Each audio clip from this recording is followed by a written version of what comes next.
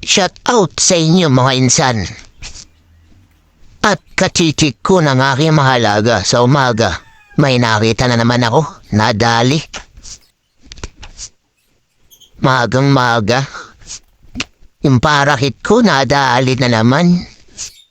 Hindi ko alam kung anong dumali nito, wala naman tama eh. Iniisip ko ba tinupplaw to eh. Hindi na daga yung dumadali. Wala talaga. At dito naman mo insan, sinichik ko lang yung aking mga anis box kung ano na nangyayari. Kasi balak mag-harvest ng mga inakay natin. Ayan, malalaki na. Ready to harvest na to. Sinichik ko na. Ika-harvestin ko na to.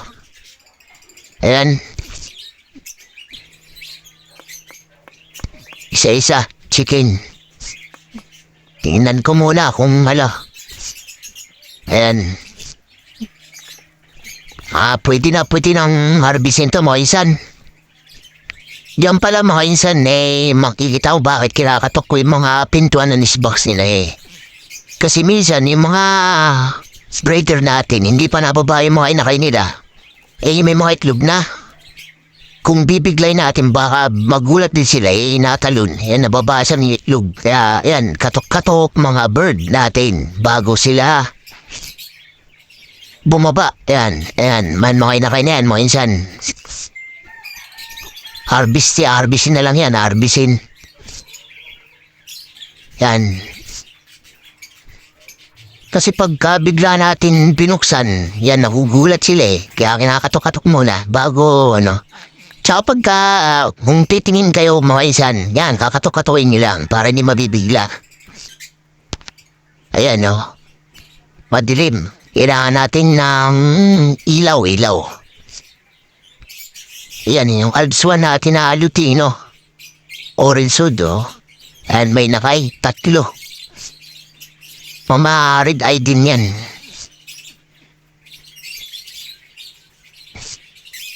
Ayan.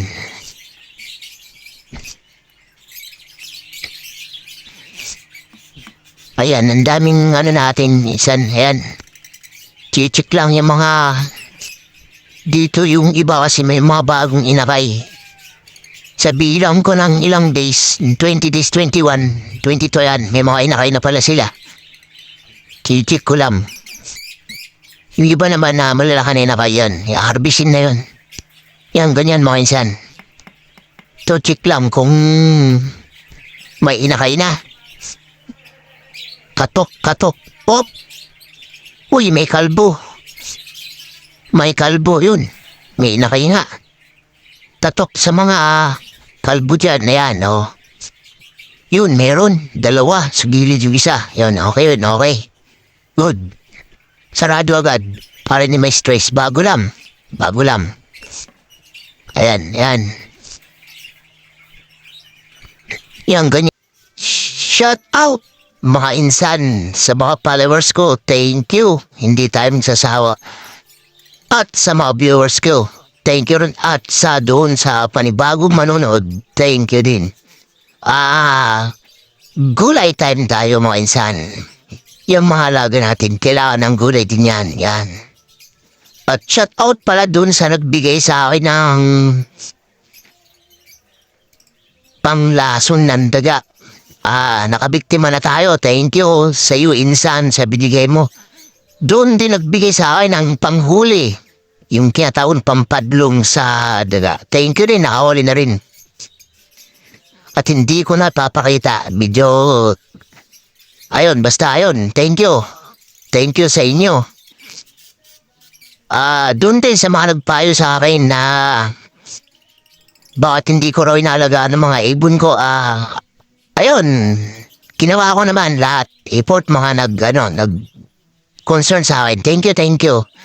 Huwag kayong mag-alala, di ko pinapabayaan ng mga alaga. Ako't yan na mahal na mahal ko. Kahit mahal ang patuka, mga insan, laban tayo dyan. Pampatanggal ang stress sa mga alaga natin yan.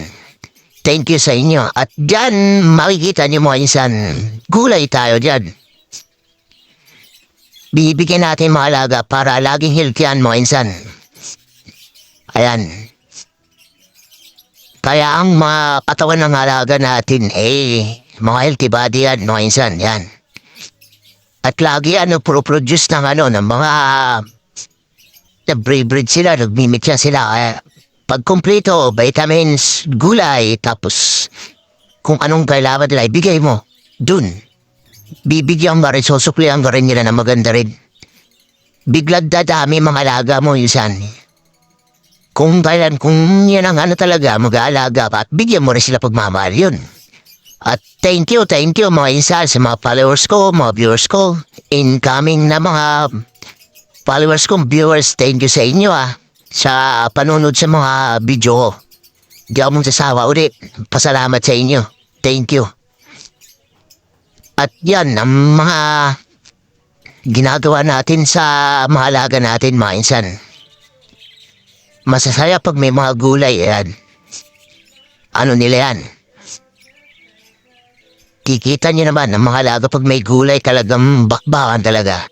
Ayan pala mga insan kung anong gulay yan. Kangkong at saka pizza yan mga insan. Yan, pinaghahalo ko na lang yan.